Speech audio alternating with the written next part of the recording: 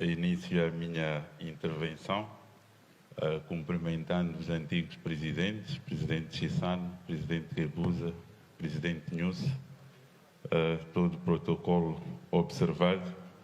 É constrangedor falar, sendo o Meigos moderador. O Meigos foi meu primeiro chefe, foi quem me primeiro empregou, foi quem incentivou a minha irreverência, preparada em casa, mas moldada no esquema com o Filimón Meigos como militar. Não fiz tropa, mas aprendi imenso com ele.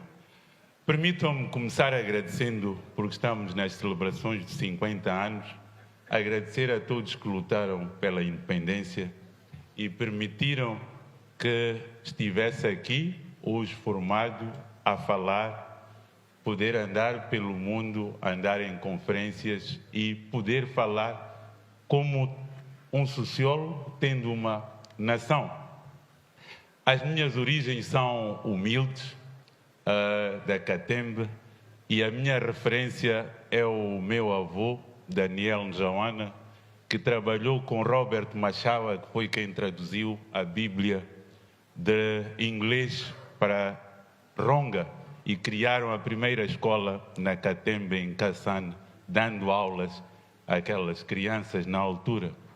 Robert Machawa e Daniel Njawana viviam da caça e pegavam as peles de animais e iam vender à África do Sul e à Suazilândia. E com isso eles foram fazendo formação naquela área. Mas estes fazem a sua trajetória num contexto difícil, têm os nossos avós, pais, e se não fosse a luta que estes heróis fizeram para sermos independentes hoje, se calhar eu estaria pelo Alto Maé, porque a minha família é de Espamanino, estaria pelo Alto Maé a andar com um cachorrinho no final do dia ou a limpar alguma coisa. Honra seja dada àqueles que sacrificaram a vida para lutar pela independência. Eu gostaria de pedir uma salva de palmas. Posto isto, eu vou pegar em Lutar por Moçambique, um livro que leio todos os anos e devia ser obrigatório na nossa escola, não apenas por ter sido escrito por Eduardo Mondlane.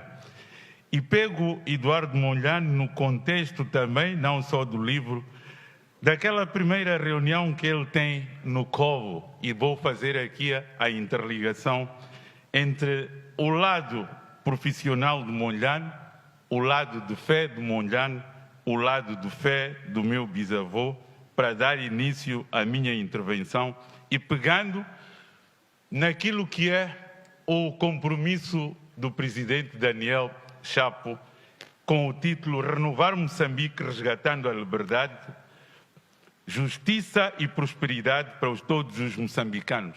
Pegando também no discurso inaugural, que é um discurso inaugural que faz fazendo o diagnóstico daqueles que são os problemas que nós enfrentamos, ou do caminho que nós devemos fazer como nação, convidando os moçambicanos a engajarem-se nesta luta por Moçambique num contexto difícil.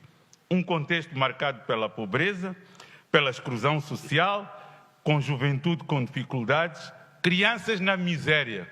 Várias reportagens foram feitas, o INE tem vários dados que mostram quantos milhões de crianças estão na pobreza, com as barrigas de fome.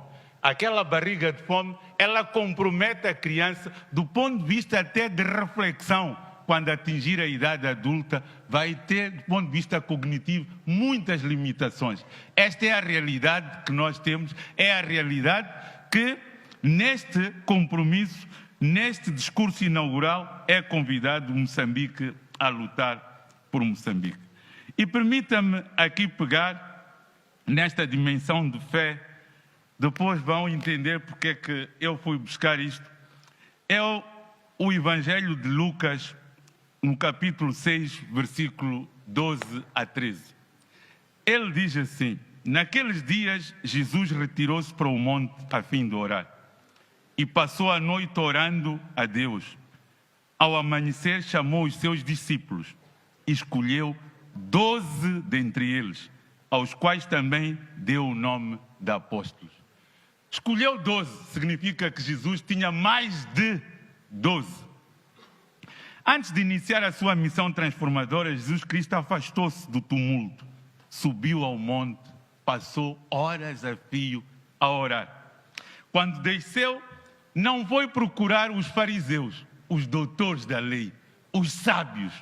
Jesus procurou homens simples, pescadores, cobradores de impostos, pessoas comuns, mas com disponibilidade para ouvir, para aprender e para mudar o mundo.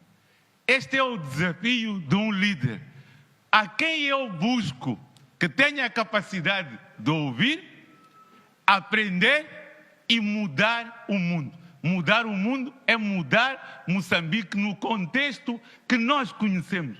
Um contexto de miséria, um contexto de pobreza, um contexto em que mesmo dentro do partido, este partido que celebra os 63 anos, há luta de interesses, interesses de grupos e há assassinato de caráteres entre os próprios membros, principalmente em períodos eleitorais.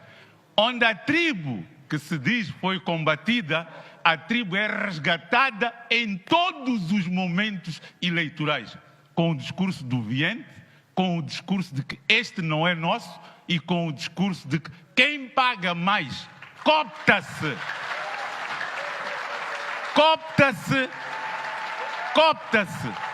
Quer dizer, é o dinheiro que é mais importante para ocupar lugares.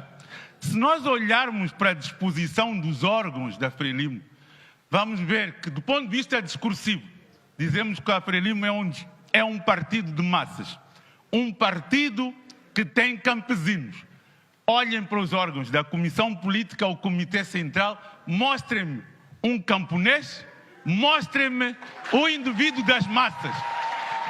Os órgãos estão totalmente controlados por aqueles que dominam, que têm dinheiro, que cooptam. Esta é uma dimensão extremamente importante porque ela depois vai definir e decidir a composição dos órgãos do poder. Permitam-me que, ao celebrarmos os 50 anos da independência e os 63 anos da Frelimo, somos chamados a renovar o compromisso com a luta. Mas esta luta é nova. É uma luta para a independência econômica de Moçambique. Celebrar os 50 anos da independência e os 63 anos da fundação da Frelimo